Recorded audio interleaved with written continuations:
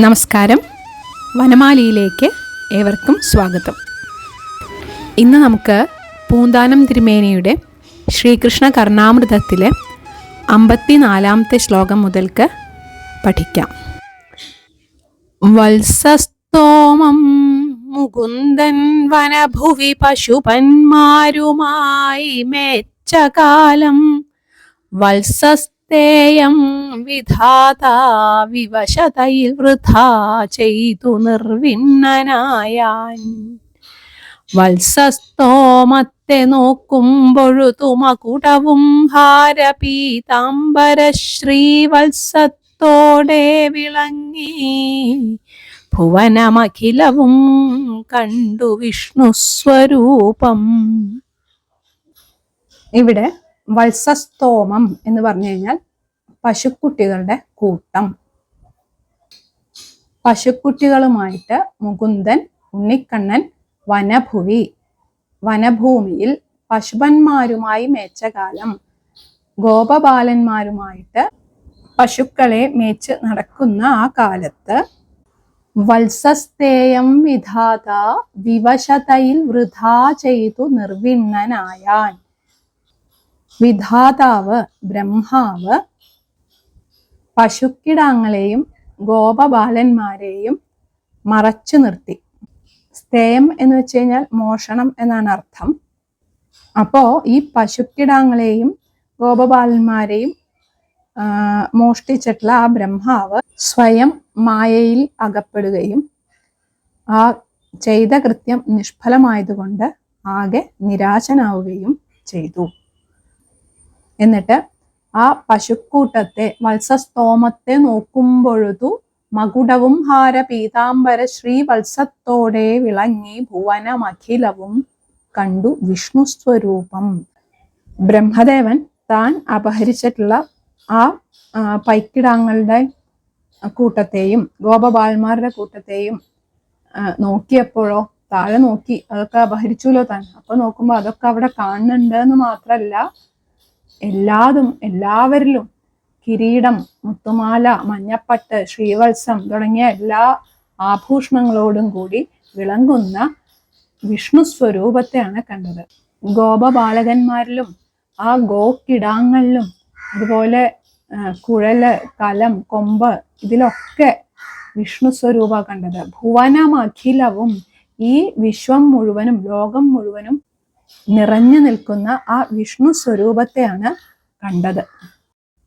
ഇവിടെ നമ്മുടെ ആ ചെറിയ ഉണ്ണിക്കണ്ണൻ കൂട്ടുകാരായിട്ടുള്ള ഗോപബാലന്മാരുമായിട്ട് ഉച്ചയ്ക്ക് ഭക്ഷണം കഴിക്കാനായിട്ട് ഒരു വലിയ മരത്തിന്റെ തണലിൽ വന്ന് ഇരുന്നു.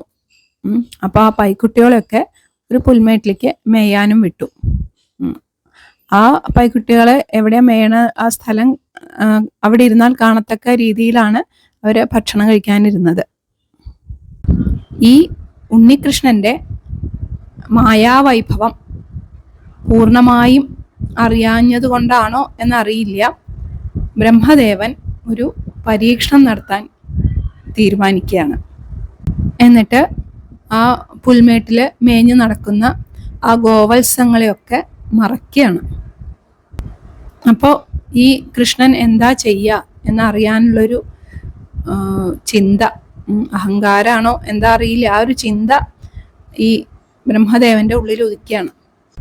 ഈ ഗോപബാലകന്മാര് നോക്കിക്കൊണ്ടിരിക്കുമ്പോൾ തന്നെ പൈക്കുട്ടികൾ ഓരോന്നായിട്ട് ഇങ്ങനെ മറിഞ്ഞുകൊണ്ടിരിക്കുകയാണ്. അപ്പോൾ ആകെ പരിഭ്രമിച്ച ഗോപബാലകന്മാര് കൃഷ്ണനോട് പറയണ, കൃഷ്ണ, ഇത് ഇവിടെ മേഞ്ഞു നടന്നിരുന്ന ഈ പൈക്കിടാങ്ങളെ ഒന്നിനെയും കാണാനില്ലല്ലോ, ഇത് എത്ര വേഗം എങ്ങോട്ടാ പോയി, ഞങ്ങളൊന്ന് നോക്കിയിട്ട് വരാം എന്ന് പറഞ്ഞിട്ട് ഊണ് നിർത്തിയിട്ട് എഴുന്നേൽക്കാൻ ഭാവിക്കുകയാണ്. അപ്പൊ കൃഷ്ണൻ അവരെ തടഞ്ഞു. അല്ല, നിങ്ങൾ എവിടെ ഇരുന്ന് കഴിക്കൂ, ഞാൻ അന്വേഷിച്ചിട്ട് വരാം എന്ന് പറഞ്ഞിട്ട് ആ പൈക്കുട്ടികൾ നിന്നിരുന്ന ആ സ്ഥലത്ത് പോയി നോക്കുകയാണ്. അവിടെ നോക്കുമ്പോൾ ഒരു പശുക്കുട്ടിയെ പോലും കാണാനില്ല അവിടെ. എന്നിട്ട് ഓടക്കുഴലൊക്കെ ഊതി നോക്കി. ഓടക്കുഴലിന്റെ ശബ്ദം കേട്ട പൈക്കുട്ടികളൊക്കെ ഓടി വരാറുണ്ട്.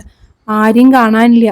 എന്താ പറ്റിയാവോ എന്ന് വിചാരിച്ച് തിരിച്ചു വന്നപ്പോ ഇവിടെ വന്നപ്പോ ഉണ്ട് ഗോപബാലന്മാരെയും കാണാനില്ല. ഊണ് കഴിച്ചിരിക്കായിരുന്നു അവരൊക്കെ, അവരെയും കാണാതെ. അപ്പോൾ ഇനി ആ ഗോവത്സങ്ങളെ അന്വേഷിച്ചിട്ട് അവരും വനത്തിലേക്കേറ്റ പോയിരിക്കുമോ വിചാരിച്ചിട്ട് അവരുടെ ഓരോരുത്തരുടെ പേര് വിളിച്ചപ്പോൾ ഒരു പ്രതികരണവും ഇല്ല, അവിടെ ഒന്നും കാണുന്നുമില്ല. അപ്പൊ വിചാരിക്കുകയാണ് ഈ ഗോപബാലന്മാരും ഈ ഗോക്കിടാങ്ങളൊന്നും ഇല്ലാതെ എങ്ങനെയാ ഞാൻ മാത്രം മടങ്ങിപ്പോവാ? ഈ ഗോപബാലന്മാരില്ലാതെ ചെന്ന് അവരുടെ അച്ഛനമ്മമാർക്ക് എത്ര ദുഃഖം ഉണ്ടാവും. പൈക്കുട്ടികളില്ലാതെ ചെല്ലാൻ പറ്റും? അതും പറ്റില്ല. ഇങ്ങനെ പലതും ചിന്തിച്ചിട്ട് ആ കൃഷ്ണൻ തൻ്റെ ഉള്ളില് അന്തർഭൂതമായിരിക്കുന്ന ആ വൈഷ്ണവ അംശം അത് ആ യോഗശക്തി കൊണ്ട് അങ്ങോട്ട് ഉദ്ദീപിപ്പിക്കുകയാണ്.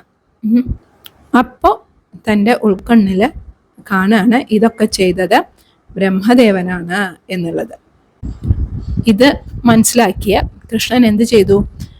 ആ മറഞ്ഞു പോയ എത്ര പൈക്കുട്ടികളാണോ അല്ലെങ്കിൽ എത്ര ഗോപബാലന്മാരാണോ അവരെ അതേപോലെ അങ്ങോട്ട് സൃഷ്ടിച്ചു. ഒരു വ്യത്യാസം ഉണ്ടായില്ല. ആ ആകൃതിയും പ്രകൃതിയും ശബ്ദവും എല്ലാം ഒരുപോലെ, നിറം തന്നെ വ്യത്യാസമില്ലാതെ അതുപോലെ അങ്ങോട്ട് സൃഷ്ടിക്കുകയാണ്. ആ വസ്ത്രത്തിന്റെ നിറം വരെ അതുപോലെ അങ്ങോട്ട് ഉണ്ടാക്കി. കയ്യിൽ ഓടക്കുഴൽ പിടിച്ചവർക്ക് ഓടക്കുഴൽ, ഇനി ദണ്ട പിടിച്ചു വെച്ചാൽ ദണ്ട്, അങ്ങനെ അവരെന്തൊക്കെയാ ധരിച്ചിരുന്ന അതേ രീതിയിൽ തന്നെ അങ്ങോട്ട് സൃഷ്ടിക്കുകയാണ്. അതേപോലെ തന്നെയാണ് ഈ പൈക്കിടാങ്ങളുടെ കാര്യത്തിലും. അവരുടെ നിറത്തിനോ കൊമ്പുകൾക്കോ വാലിനോ ഒന്നിനും ഒരു മാറ്റമില്ലാതെ അതുപോലെ അങ്ങോട്ട് സൃഷ്ടിച്ചു. അങ്ങനെ വൈകുന്നേരമായപ്പോ ഈ കൃഷ്ണനും ഗോപബാലന്മാരും പൈക്കിടാങ്ങളും ഒക്കെ കൂടി തിരിച്ച് വൃന്ദാവനത്തിലേക്ക് പോവാണ്. വൃന്ദാവനത്തിൽ തിരിച്ചെത്തിയപ്പോൾ പശുക്കൾക്ക് തങ്ങളുടെ കുട്ടികളെ കണ്ടിട്ട് വ്യത്യാസമൊന്നും തോന്നിയില്ല. അതുപോലെ തന്നെ ഗോപന്മാർക്കും ഗോപികമാർക്കൊന്നും തങ്ങളുടെ പുത്രന്മാരെ കണ്ടിട്ട് ഒരു സംശയവും തോന്നിയില്ല. അങ്ങനെ പിറ്റേ ദിവസവും പിന്നെ അതിനുശേഷമുള്ള ദിവസങ്ങളൊക്കെ അവർ ഇതുപോലെ ഗോപബാലന്മാരും ഈ ഗോവത്സങ്ങളെയും കൊണ്ട് പുൽമേടുകളിലേക്ക് പോയി മേയിച്ചുകൊണ്ടിരുന്നു. അതില് കുറച്ചൊരു സംശയം തോന്നിയത് ബലരാമന് മാത്രമായിരുന്നു. ബലരാമനെ ആവട്ടെ കൃഷ്ണൻ തൻ്റെ മായയിൽ അങ്ങോട്ട് മയക്കും ചെയ്തു. ഈ ബ്രഹ്മദേവൻ ഒരു നിമിഷം കഴിഞ്ഞപ്പോൾ ഈ വത്സസ്തേയം ഇവരെ ഒളിപ്പിച്ച് മറച്ചു വെച്ചുല്ലോ, എന്നിട്ട് ഒരു നിമിഷം കഴിഞ്ഞപ്പോൾ എന്തായി വൃന്ദാവനത്തിലെ സ്ഥിതി എന്നറിയാൻ വേണ്ടിയിട്ട് നോക്കുകയാണ് വൃന്ദാവനത്തിലേക്ക്. ഈ ബ്രഹ്മാവിൻ്റെ ഒരു നിമിഷം എന്ന് പറയുന്നത് ഇവിടെ ഭൂമിയിൽ ഒരു വർഷമാണ് കേട്ടോ. ഒരു കൊല്ലം കഴിഞ്ഞു അപ്പോൾ ഈ മറച്ചു വെച്ചിട്ട് എന്നർത്ഥം. ഈ കൃഷ്ണൻ സൃഷ്ടിച്ച ഗോപബാലന്മാരും ഗോവത്സങ്ങളുമാണ് അവിടെ മുഴുവൻ ജീവിക്കുന്നത്. അപ്പോൾ ഈ ബ്രഹ്മാവ് നോക്കുമ്പോൾ താൻ അവിടുന്ന് മറച്ചു വെച്ചിട്ടുള്ള അതേപോലത്തെ അതേ രൂപത്തോട് കൂടിയിട്ടുള്ള അത്രയും ഗോപബാലന്മാരും ഉണ്ട്, ഗോക്കിടാങ്ങളും ഉണ്ട് കൃഷ്ണന്റെ ചുറ്റും നിൽക്കുന്നു. അപ്പൊ ബ്രഹ്മാവിനാകെ സംശയായി. കൃഷ്ണനെ പരീക്ഷിക്കാൻ വേണ്ടിയിട്ടാണ് ചെയ്തത്, ഇപ്പൊ തനിക്കാണോ പരീക്ഷണം നേരിടേണ്ടി വരുന്നത് എന്ന് സംശയായി. എന്താ വെച്ചാൽ ഈ ഗോപബാലന്മാരിലും ഗോവത്സങ്ങളിലൊക്കെ ശംഖചക്ര ഗദാപത്മങ്ങളോട് കൂടിയ ചതുർബാഹുവായിട്ടുള്ള വിഷ്ണു സ്വരൂപത്തിനെയാണ് കാണാൻ സാധിക്കുന്നത്.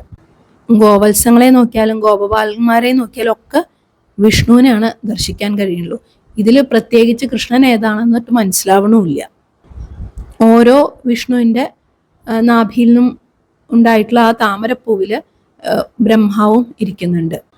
അപ്പോൾ താനല്ലാതെ പിന്നെയും കുറേ ബ്രഹ്മദേവന്മാരെ ഇദ്ദേഹം കാണുകയാണ്.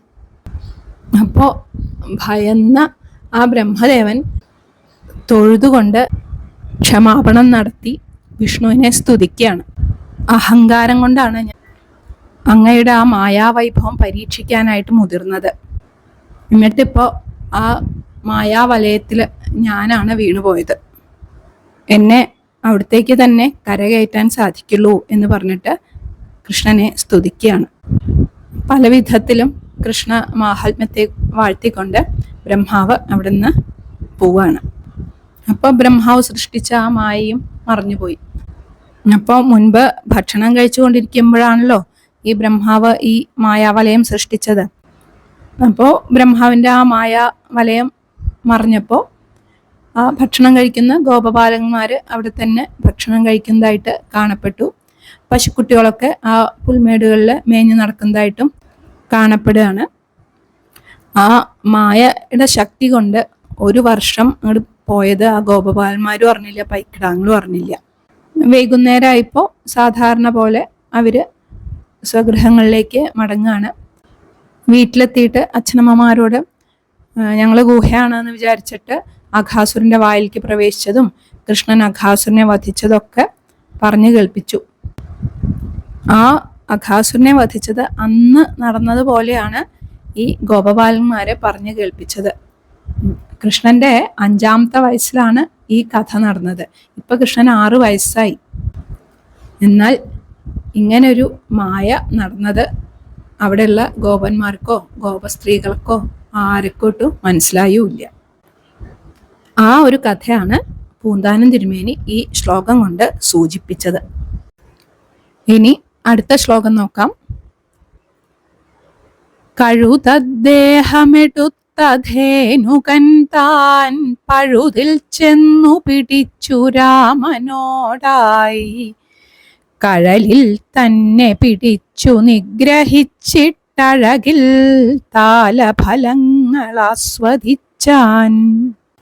ഇവിടെ താലവനത്തിൽ വെച്ചിട്ട് ധേനുകാസുരനെ വധിച്ച് ഗോപന്മാർക്ക് താലഫലം കൊടുത്തിട്ടുള്ള കഥയാണ് പറയുന്നത്.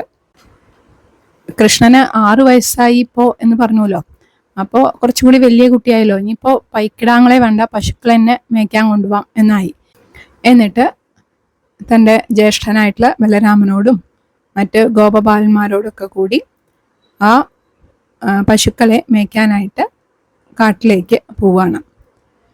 കാട്ടിലെത്തിയിട്ട് പശുക്കളെയൊക്കെ മേയാൻ വിട്ടിട്ട് കൃഷ്ണനും ബലരാമനും മറ്റു കൂട്ടുകാരൊക്കെ കൂടി ഇങ്ങനെ ഇരിക്കുമ്പോൾ ശ്രീദാമാവ് എന്നു പേരുള്ള ഒരു ഗോപബാലൻ കൃഷ്ണനോട് പറയാണ്, ഇതിൻ്റെ അടുത്തേ നല്ലൊരു സ്ഥലമുണ്ട്, അവിടെ നിറച്ച് പനകളാണ്.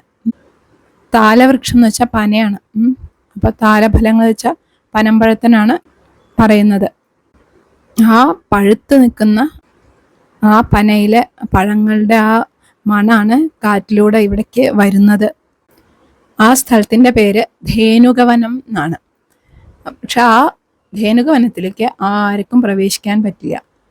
എന്താണെന്ന് വെച്ചാൽ ധേനുകൻ എന്ന് പറഞ്ഞിട്ടുള്ള ഒരു അസുരനും അവൻ്റെ കുറെ കൂട്ടുകാരും കൂടിയിട്ട് അവിടെ വന്ന് താമസം തുടങ്ങിയിട്ടുണ്ട്. ഇപ്പോൾ ഈ ധേനുകാസുരൻ വരുന്നതിന് മുൻപേ ആളുകളൊക്കെ അവിടെ പോയിട്ട് പഴങ്ങൾ പറിച്ചു കൊണ്ടുവന്നിരുന്നു. ഇപ്പോൾ ആരെങ്കിലും അങ്ങോട്ട് പോയാൽ ഈ ധേനുകാസുരനും കൂട്ടരും കൂടിയിട്ട് അവരെ പിടിച്ച് കൊന്ന് തിന്നുകളയും. അതുകൊണ്ട് ആ പഴങ്ങളൊക്കെ ആർക്കൊരു ഉപയോഗമില്ലാതെ അവിടെ വീണ് നശിച്ചു പോവുകയാണ് കൃഷ്ണ. അപ്പൊ നമുക്കൊന്ന് അവിടേക്ക് പോയിട്ട് ധേനുകാസുരൻ കാണാതെ ആ പഴങ്ങൾ പറിച്ച് തിന്നാലോ എന്ന് ചോദിക്കുകയാണ് ശ്രീദാമാവ്. ഈ ധേനുകൻ എന്ന് പറയുന്ന അസുരൻ കഴുതയുടെ ആകൃതിയോട് കൂടിയിട്ടുള്ള വളരെ ശക്തനായിട്ടുള്ള ഒരു അസുരനാണ്. അതാണ് ശ്ലോകത്തിലെ കഴുതദ്ദേഹമെടുത്ത ധേനുകൻ താൻ എന്ന് പറഞ്ഞത്. എന്തായാലും ഇത് കേട്ടപ്പോൾ കൃഷ്ണൻ എന്നാ നമുക്ക് ഇന്ന് ആ പഴങ്ങൾ കുറെ പറിച്ചു തിന്നണം എന്ന് പറഞ്ഞിട്ട് ആ ധേനുകവനത്തിലേക്ക് പ്രവേശിക്കുകയാണ്. എന്നിട്ട് അവിടെ ചെന്നിട്ട് ആ പന മരങ്ങളൊക്കെ അങ്ങോട്ട് പിടിച്ചു കുലുക്കി കുറെ പഴങ്ങളൊക്കെ അങ്ങോട്ട് താഴെ വീഴ്ത്തിച്ചു. എന്നിട്ട് എല്ലാവരും കൂടിയിട്ട് ആ പഴങ്ങളൊക്കെ പറക്കി കുറെ അവിടെ നിന്ന് തന്നെ ഇരുന്ന് കഴിച്ചു. പിന്നെ കുറെ എടുത്തിട്ട് പനയോലകളിലൊക്കെ പൊതിഞ്ഞ് കെട്ടി വീട്ടിലേക്ക് കൊണ്ടുപോകാൻ എടുത്തു വെച്ചു. അപ്പോൾ ഇവരുടെ ബഹളം കേട്ടിട്ട് ധേനുകാസുരനും കൂട്ടുകാരൊക്കെ കൂടി ഓടി അവിടേക്ക് എത്തി. നോക്കുമ്പോൾ ചെറിയ കുട്ടികളാണ് നിൽക്കുന്നത്. അപ്പോൾ ധേനുകാസുരൻ വിചാരിച്ചു, കുറെ കാലമായിട്ട് മനുഷ്യമാംസം ഒന്നും കിട്ടാറില്ല, എന്താ ആരും ഈ വഴിക്ക് വരാറില്ലല്ലോ, അപ്പോൾ ഇത് എന്തായാലും ചെറിയ കുട്ടികളാണ്, അപ്പൊ നല്ല കിളുന്ത് മനുഷ്യമാംസം തിന്നാലോ എന്ന് വെച്ച് സന്തോഷായി. എന്നിട്ട് ധേനുകാസുരൻ ആ ഗോപബാലന്മാരെ ആക്രമിക്കാനായിട്ട് മുന്നോട്ട് വരികയാണ്. അപ്പോൾ ബലഭദ്രൻ അവിടേക്ക് വന്ന് ആ അസുരന്റെ പിന്നിലെ 2 കാലുകളും കൂടി കൂട്ടിപ്പിടിച്ചങ്ങോട്ട് ഉയർത്തിയിട്ട് വട്ടത്തിൽ ചുഴറ്റിയിട്ട് ആ പനയിലേക്ക് ഒരൊറ്റ അടിയാണ്. അതോടുകൂടി ധേനുകാസുരൻ മരിക്കുകയാണ്. അപ്പോൾ കൂട്ടാളികൾ ഓടി വന്നു, കൂട്ടുകാരന്മാരുണ്ടല്ലോ ധേനുകാസുരന്റെ, അവരൊക്കെ കൂടി വന്നു. എല്ലാവരെയും ഈ 2 പേരും കൃഷ്ണനും ബലരാമനും കൂടിയിട്ട് ഈ കഴുതയുടെ രൂപത്തിലുള്ള അസുരന്മാരെ മുഴുവനും വധിക്കുകയാണ്. അങ്ങനെ ആ ധേനുകനെ വധിച്ചോടുകൂടി ആ വനത്തിലേക്ക് ആർക്കും ഭയം കൂടാതെ പ്രവേശിക്കാം എന്നാക്കി തീർത്തു കൃഷ്ണൻ. ഇനി ഈ 2 ശ്ലോകങ്ങൾ ഒന്നും കൂടി ചെല്ലാം. വത്സസ്തോമം മുകുന്ദൻ വനഭുവി പശുപന്മാരുമായി മേച്ച കാലം വത്സസ്തേയം വിധാതാ വിവശതയിൽ വൃഥാ ചെയ്തു നിർവിണ്ണനായാൻ. വത്സസ്തോമത്തെ നോക്കുമ്പൊഴുതു മകുടവും ഹാരപീതാംബര ശ്രീവത്സത്തോടെ വിളങ്ങി ഭുവനമഖിലവും കണ്ടു വിഷ്ണുസ്വരൂപം. കഴുതദ്ദേഹമെടുത്തധേനുകൻ താൻ പഴുതിൽ ചെന്നു പിടിച്ചു രാമനോടായി. കഴലിൽ തന്നെ പിടിച്ചു നിഗ്രഹിച്ചിട്ടഴകിൽ താലഫലങ്ങളാസ്വദിച്ചാൻ. എല്ലാവർക്കും നല്ലതു മാത്രം വരട്ടെ എന്ന പ്രാർത്ഥനയോടെ